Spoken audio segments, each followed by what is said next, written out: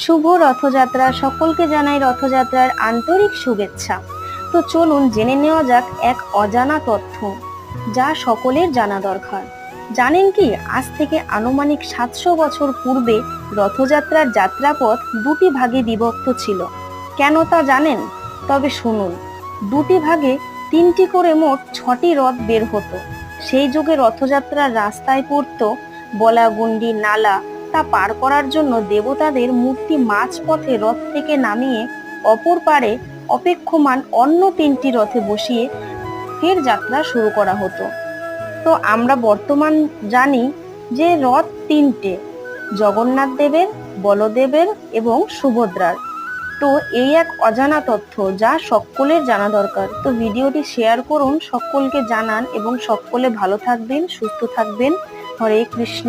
Shubho Rathyatra.